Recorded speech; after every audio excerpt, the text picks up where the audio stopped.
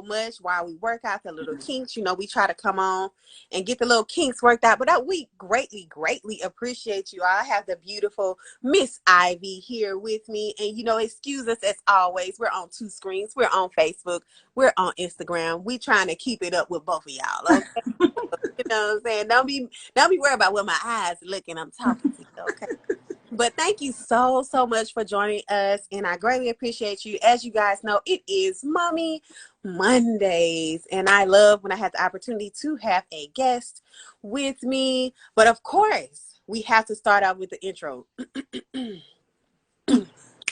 like the Mommy Mondays. Go and grab yourself a little snack while we have ourselves a little chat. Now, Mommy Mondays. All right, there we go. We got a little you know, give the people what they didn't ask for. Okay, ain't nobody asked give it to them. Okay. But thank you so much for joining me. I know y'all know everybody I have on, they got kids. They might be married, you know, they might be single, but this mommy right here, she got the little ones. She got the big one. That's the husband. You know, I call it, that's the big man. Yeah. Okay. So we have roles and duties all the way around. Miss Ivy, please tell the people a little bit about yourself, who you are, what you do, and why you do it. Well, I am Leontine Ivy. I am a wife, a mom, a banker, a blogger, a part-time singer. You know, I don't sing like you, but, you know, I just do a few oohs and ahs there and a little bit. Did you say a few oohs and ahs? No. Yeah, just a tiny bit, not much. I can hold down that middle section for you, but that's about it. And I have, my husband is a pastor, so I am a preacher's wife, which is, you know, a little bit different, a little bit, you know, more involved. I have 3 children, Teddy, Ezra, and Penelope. They are 2, 4, and 6. Penelope being the youngest. So, you know, she is running the show. Yeah. And yeah. And so all of those things keep us very busy. But we like busy. So we don't know anything else. So yeah. Listen, once you have children, busy is a whole nother level. I think, you know, when we're single and we were in college, having ourselves a good old time in college. A good time. A good time, okay? Y'all don't know. I have known Leontine for a long time. So, you know, wow. We had a good old time. College, we had a good old time. And busy then is totally different. Yes. From busy now with 3 kids. It's like crazy. What does your schedule look like? I know, tell me what a Sunday looks like, because see, you're a pastor's wife. Ooh. So let's go pre-pandemic, before the pandemic, you know, because I know the pandemic changed a lot of things. We're going to get to that. Changed a lot of things, especially the dynamic for those, you know, pastors and their families. So tell me, pre-pandemic, what did it look like on a Sunday for your family? So Sunday has to start Saturday if Sunday is going to proceed. There's, you know, my mom was, you know, she got all of my stuff together like the night before. So I do the same thing with my children. We, you know, Saturday, you know, we get haircuts, we washing Penelope hair, we doing hair and all of that. Sunday morning start like a Monday morning, because we have early morning service. So we are up at like between like 6 and 7 to get to church at like 9. We have our early morning service, and then we have a little bit of a break, and we go into our morning worship. And most often Sunday, after church, we have family dinner, which includes the majority of our family, my in-laws and my brother, sister-in-law, and everybody. And then we go back to church for praise service. So we have 3 services on Sunday, unless we are guests at another church or something like that. And, you know, that's about, the last service is about 2 hours, and then we get home and get ready for the week after all of that. So when Man. my son started school, we had to let the teacher know we are church going people. And so if he if he actually takes a nap during quiet time on Mondays, that's why. Right. Because he's tired. He's I tired. remember as a child, my grandfather, God rest his soul, he was an amazing man. He pretty much raised me. He was like my father. He was a pastor, and all I remember growing up was being at church. I mean, I was at church on Sunday, of course, for at least 3 or 4 different services between his church and the churches of other people that we would go to. There was some type of prayer and intercessory prayer on a Monday night. All that.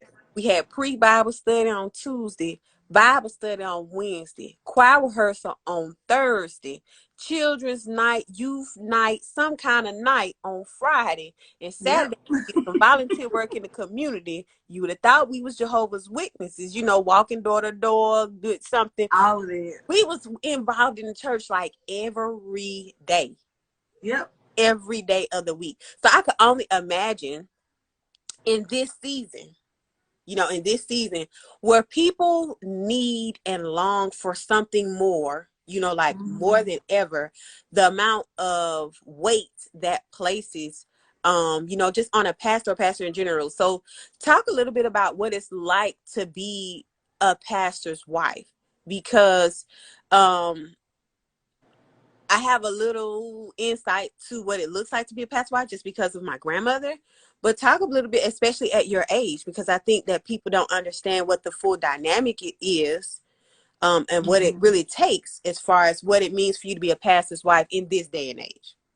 Well, we are a mix of like old school and new school. So right now, we are assisting my father-in-law in planning different churches and things like that. So it's a lot of groundwork that we have to do, a lot of things that we have to set in order, if that makes sense. And to kind of come in, just, I met we actually met in Montgomery, but we're here in Birmingham now. And I didn't go to his church. I'm not from here. Like, in his world, I just like appeared out of thin air. So with that being the case, and then you come in and you immediately come into leadership, it can be difficult to adjust because, I'm a woman, and my husband, he was a eligible bachelor. So it's, I'm getting like, oh, okay, who she is? Where she come from? Okay. So it was, it was that. But it was short-lived. It wasn't hard to adjust, but I'm a natural born leader. So I go in and I assess and just, where do I fit in? The things that I've learned, growing up in church, what I've learned working in my church over the years, it was like, okay, this is what I have. So what can I do to make everything better? And so that's what we do. Like, everybody uses their tools that they have best to put forth the best effort in the kingdom. And that's how we kind of implement things. So it's a little different, but I love to, like, I wear hats. So like the older ladies are like, girl, where you get that from? And so that's a good icebreaker for us, because I wear hats, and I still wear stockings and all of that. Pull together. Yes. Yeah. So, so it is real, like, that's one of those. So it's always a good icebreaker. And just, I had to, over the years, and we've been married for 8 years. So just over time, I've got to know everybody in the community, and just kind of just being myself. I didn't really, of course, I have matured, obviously, and but other than that, just being myself, because I'm a personable person anyway. So I didn't really have to, I'm warm. I'm not a I'm not cold. I'm not, you know, snarky. You can come to our church and I will be downstairs like frying chicken. Like Right. it's not, you know, and Ain't I that will come better than back up, the smell of fried chicken when you walk you in? know, and I will come back upstairs in full everything, and I won't smell like chicken. But, and be myself. So that's been the best part, is just being able to be myself and make adjustments, and people can appreciate that from the both of us, because we don't try to be anything that we aren't. Right. We give what the Lord has given us to give to people, and that's it. Right. And you said something really important, just in leadership in general. You know, I did 11 years in the Army, you know, and have had an opportunity to do and function and be in a lot of roles where leadership is a requirement, being able to lead and what that looks like. And you said something really important. You know, you said, I go in, I assess, and then, you know, kind of go from there. And I think that's really important just across the board for leaders in general. You know, just Mm-hmm. taking a lot of leaders feel the need, you know, people feel the need to come in and immediately just start making changes based off Right. feel or based off what they think. And that's not necessarily the correct way to take an approach as a good leader. You know, I Mm-mm. say that leaders don't do it, but good leaders, you know, take the time to come in, assess, you know, see where they're needed, see what Exactly. already works, you know, see what Right. doesn't work, you know, and then, you know, kind of make those adjustments as they go. So I think that's a really important thing that you said, because so many times, and even in, you know, churches, you know, leadership changes constantly in some cases, you know, just as far Mm-hmm. as, you know, people come and go, deacons, you know, board, Everybody. everybody, Right. people just come and go. And I think it's Mm-hmm. so important for people, or people who are in the role of leadership, you know, coming in and assessing first, Right. Right. identifying, you know, how things are going, what is needed before they're making some changes. So we all had like this significant change that occurred with COVID, you know, Mm-hmm. and everything. So, you know, talk about the changes that meant for your family. I know the dynamic for you guys is different because, like you said, you all are a church family. So talk a little bit about the changes that occurred with COVID hit and what that looked like for you, not just as a pastor's wife, but as a mom. Well, it was, for one, we both have secular jobs too, where we have to interact with people. So just our work environment changed. Our work dynamic changed. I'm a banker, and so I didn't get a chance to. There was no, like, I had to keep working. And I'm going to work every day, like trying to make sure I don't bring anything home to my family. So, and my child, who was at the time in kindergarten, he's like, "Mom, why I'm not going to school?" Um, and so just trying to explain that to him. My husband making adjustments on his job, and just trying to see how our everyday is going to work, not knowing that it would last this long. Like, it was like, okay, a few months, okay, maybe. But then that's the great thing about, at first we didn't really think that it was going to be that long, but I must say this, and this, you know, this is the plus side to my marriage. I'm married to a wonderful man of God who sits in the office of a prophet. So I'm really never caught unaware. Thank God. And so when the Lord has spoke and he speaks to him, we definitely listen. So we have been able to make those changes Mm. easily, because we are aware. We keep our ear to God's lips, and we are able to kind of make those adjustments easily for our family. And the kids, they're like us. They roll with it. Okay, this is what we doing. We on the computer. We got iReadies. That's what Ted has to do. You know. Okay, all right, Mama, I'm ready. You know, he got his workbooks, and you know, he meets his teacher and all of that. So we were able to make those adjustments and kind of flow with it. And then when it came to church, we were able to kind of revamp some things. We had recently just moved into our new sanctuary, so that was a little difficult for us, but we were still able to make adjustments and use the virtual platforms. And luckily we have enough space for people to social distance and all of that, and set up sanitation stations when we were able to go back into the sanctuary. So we have done very well, considering I see people around that didn't do well with the adjustment, Right. because the adjustment didn't work it didn't do well to them. So I'm grateful and I'm thankful to not have experienced such a jolt when it came to the pandemic. Right. And man, you said like three things I want to touch on. I hope I run out of time. Um, one of the things you talked about that just, tugs at me so much is the fact that everybody around didn't survive. There are Mm-hmm. so many people that have planted churches or have planted ministries, or, even if you take it into the secular, into the world, right? People who had just started new businesses, open, Yeah. things like that, that because they had just started or just gotten into it, they really struggled when the pandemic hit, and things had to close down because they didn't get the opportunity, to thrive. There were Mm-hmm. so many churches, small business owners, and I know, we've all been hearing about it on the news and things like Mm-hmm. that, that just, were not able to.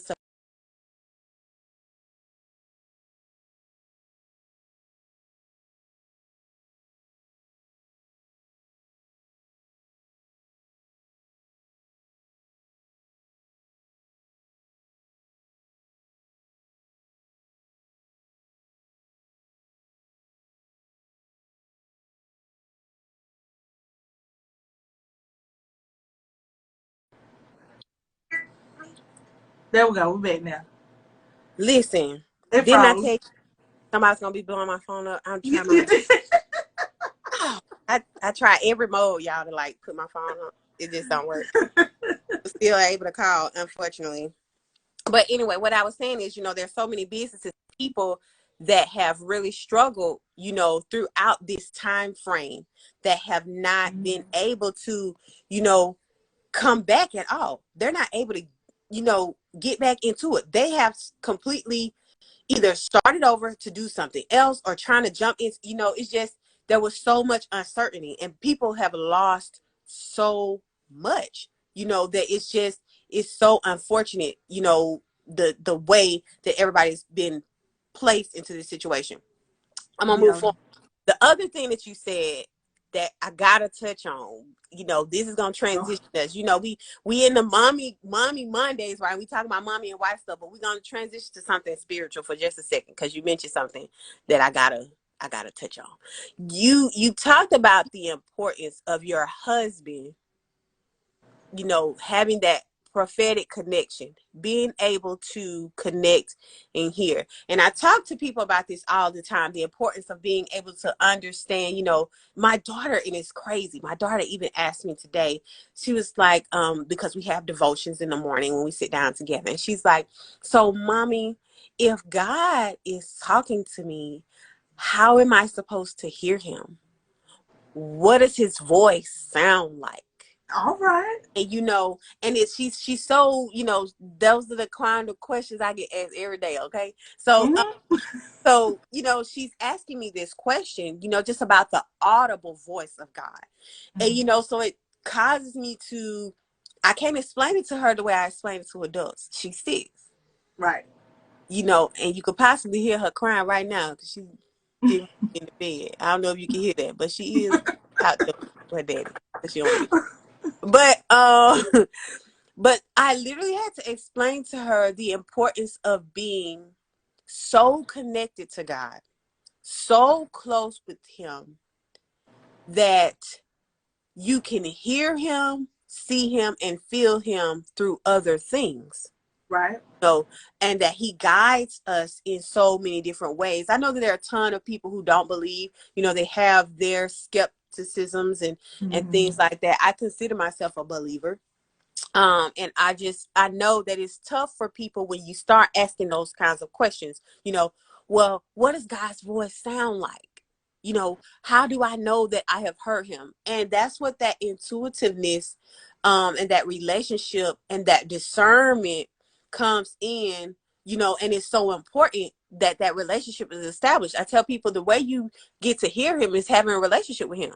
When you have a relationship with somebody, that's how you know if you can hear them. Because the thing is, I could be out in public and my children can yell my name and I know it's them, or vice versa. And it's because I've spent so much time with them that I know what they sound like.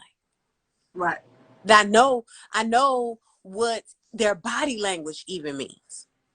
That they could be saying, "Oh, mommy, I'm fine," and I know what that I know. We Right. understand. So I think it's what you said is so important, especially in my house. Everybody knows this. I know shame my game. It's God, my husband, my kids.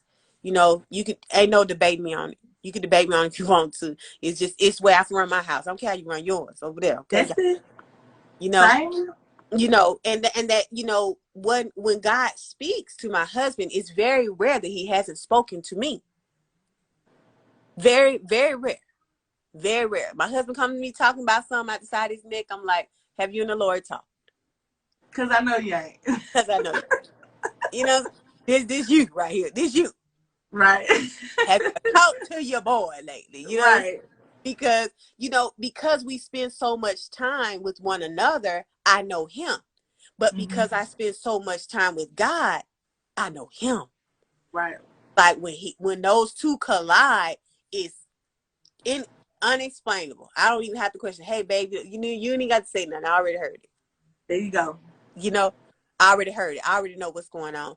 So I think that it's important for people to really understand the importance of that dynamic. Talk a little bit about, the relationship that you have with your husband, and the way you guys have chosen to be able to honor your covenant throughout the couple of the years that you always have been married. I don't know how many years you've been married. Is that bad? I think we've been married the same amount, because then y'all get married in 2012. Yes.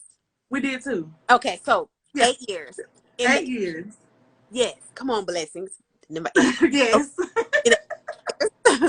That you guys have been married. Talk a little bit about the dynamic, from beginning to now, as far as your covenant and how you've worked together and what that looks like. We have definitely, we just celebrated our anniversary in September. September is our month. Both of our birthdays are in September. We got married in September. Our youngest, her birthday is in September. So it's like Christmas in our house. But just, so when we are approaching our anniversary time, we like to kind of reevaluate. We go down memory lane all the time. And just recently, we have been able to acknowledge the areas of maturity, just about different subjects that, okay, he didn't necessarily agree with when we first started dating. But now it's like, oh, you know what? That really ain't that bad. And it's like, oh, okay. All right. Oh, and the same for me. So it's really, we have gone, we recognize the areas in which we have changed, and we complement one another on the growth in that area. And we also acknowledge areas where we still need to come up and work through. And we have patience for one another in those areas. That's kind of like the biggest thing, because we are both very strong people. We are both we are literally forces by ourselves. Right. And when we come together with God, it is a whole, it's a whole lot. Your song, I'm a move by myself. I know, there you go. That's it. So we have to, it's a constant game of a dance, if you will, of just, okay, this is where we're working in this area. Okay, all right. And we work with each other's blessing. Right. If he agrees, then he said, you got my blessing on it. And if it's, if it's not so much, he be like, uh-uh. Right. And it ain't, and I'm putting it real soft. It's never, oh no, no. He my husband, and he go there. But I'm the type of person, I need it, because if you just tell me, oh no, then I'll be like, I probably can do this. I ain't worried about it. But but he knows me, so it's like he have to kind of put a little oomph on it. And Right. then with him, I'm like, babe, you know.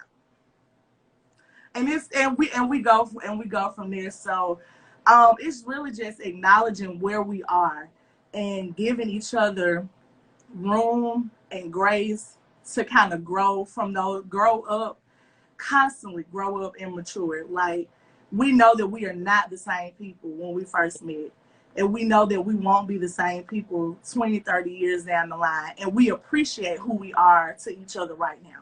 Right. And I think that's so important. One of the things I tell, I'm gonna say this, it's alive, it's recorded, but I'm gonna say it anyway.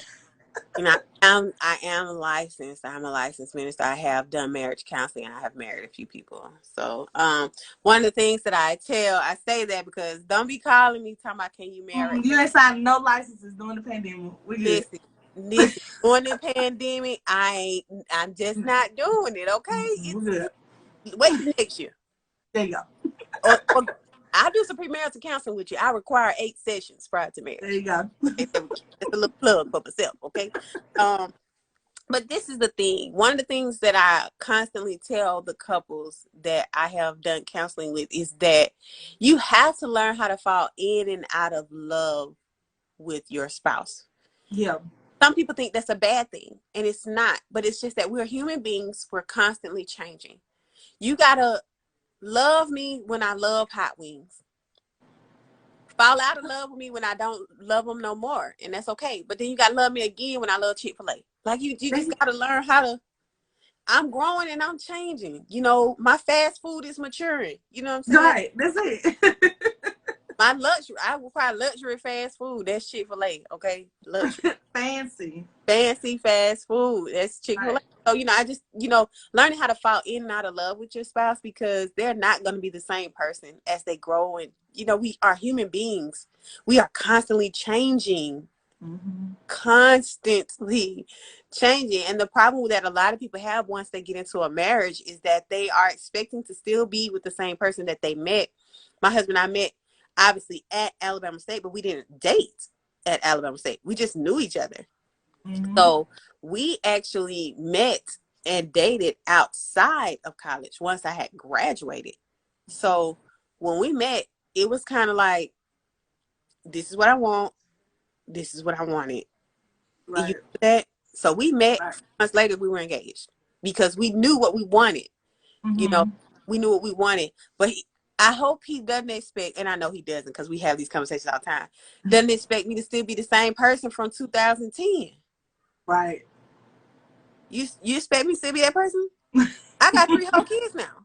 You know what I'm saying? I'm a whole different person. I'm a whole different person after 3 kids in life. 3 kids in life. It's not like life not happening along the way as well. Right. So things happen, and you change and you adjust and you adapt, and that's like one of the most important things. So last thing before we go, the biggest thing on Mommy Mondays is about like self-care. Like, the reason I even started doing this is because I just needed somebody to talk to other than my kids, because I talk to kids all day. I talk baby talk, mommy talk, kid talk all day, and I just wanted to have a safe space to be able to communicate and talk with people just about how it feels to be a mom. But I know the dynamic in your home is a little bit different. So talk a little bit about self-care and what that looks like for you. I know that the dynamic for you guys switched a little bit because you had to physically go into work. Mm-hmm. So talk a little bit about what self-care looks like in your home, whether that's, because I always say for the parent that is with the child the most. So what does that look like with you still physically going to work? What does your self-care look like versus what self-care looks like even for your husband? So, like, for me, My self-care vein, if you will, has been it's been my blog that I launched during the pandemic. I and And it's it's good, y'all. I'm gonna put the link in the. It's good. She be talking now. She be talking. That's been my self-care, because I have a lot of people um that want, they need like tips, tools, guys, like they be wanting stuff. And it's like, okay, so I said, well, I'm not a big, like vlogger like yourself. Like I can't even tell you like my nerves on 10. But anyway. But now you know you would be great at it. There you go. Right. See, you see. So I said, well, I want something that I can do just for me, but it's going to help others while I'm doing it. And so I launched a blog. It's called The Strong Room, strongroom.com. Y'all go and check it out. No shameless, just a plug. Amen. So there you go. So that has been my thing here lately, because and I don't knock any of it, but you can go to the best spa, you can have some of the best products, eat some of the best food, wine, whatever, and if you still feel empty on the inside because you are not happy with where you are, you have just wasted so much money and time. Mm. Mm. So I feel like, so I work from the inside out. Now I'm gonna eat. I'm gonna do that. So I don't need no special occasion for that, because I'm gonna eat. Come on. And I'm gonna have time to myself. So those things, but I wanted to kind of channel that energy so that I could do something productive and something that's going to set a platform and help other people. My husband, because he works from home, he's here with the children the most. And so his outlet and his self-care is going out. And I mean, he goes out with his friends. He travels a little bit when everything has been like safe and like safe spaces or whatever. But that's his space. And my husband is the type, he'll go to the park and read a book, just just to kind of like have some quiet. And whatever time, however he needs that. Other times he like get in the car and ride, listen to music, whatever. So whenever he needs that outlet, then we do it. Like, okay. And we have a good support system that allows us to have, like, if we want time to ourselves or time together, we have people that help us with our children so that we can get there, so that even in times like that, our marriage doesn't struggle and we don't struggle. They taking more kids than people that's watching kids. She, what, she might. My mother-in-law, she might, because she loves children. She might. Are they taking more kids? That's that I have based off what you just said. She might. She love it. Because listen, I know it. you are 2, 4, and 6.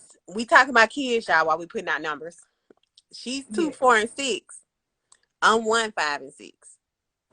At the moment, I know she got a child that's about to have a birthday, but yeah, and the children under the age, I'm gonna say children under the age of 10, just in general. I agree. Children under the age of 10. That's one level.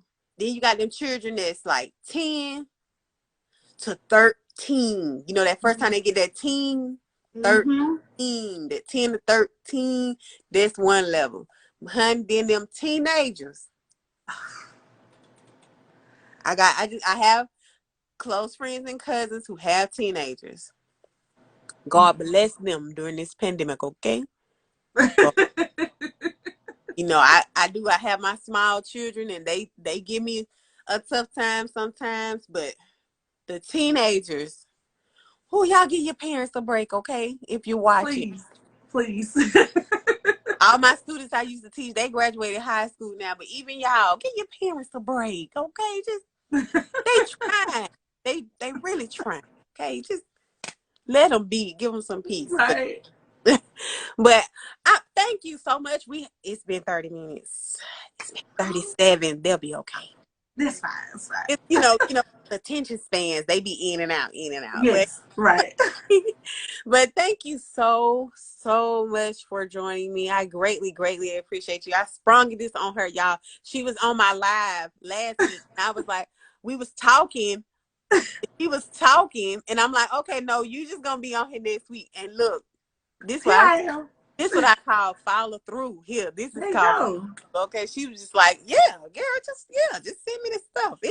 Whatever you need, whatever, Yes. It's such first lady mode. Whatever you need, whatever you need. What's that? Come to America. Whatever you like. Right. Whatever you like. Ooh, ooh, ooh. But thank y'all so much. My cheeks hurt. That's a good thing, Leontine. That's good. Thank y'all so much. I can't stop smiling. Thank y'all so much for tuning in to Mommy Mondays. I have greatly enjoyed speaking with First Lady, banker, mom, wife, vlogger. Blogger with a B, not a blogger. But I just spoke that. I spoke that into. See how you doing? Spoke that right on into the atmosphere for her to be a blogger. But you guys go and check her out. Tell them again where to go and view the blog. The blog is astrongroom.com. You can follow me on Instagram at just Leontine or Facebook Leontine Ivy. You'll see all the links there, but it's astrongroom.com. A strong room, okay? Just in case you understand what she's saying. Strong. Okay. Strong room. That's where you go and find her. Okay. Thank you so much, Leontine, for joining me. I know you're gonna go tend to your family. I'm gonna go do homework. There you go. Listen. Okay. And you guys have a great night. Thank you for joining us. Mommy Mondays.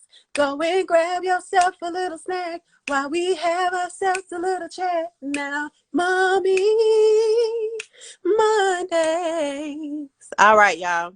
I'm gonna record it now. I'm gonna throw that thing on a track. You gotta put that on some weight. Bye, you guys. Thank you so much.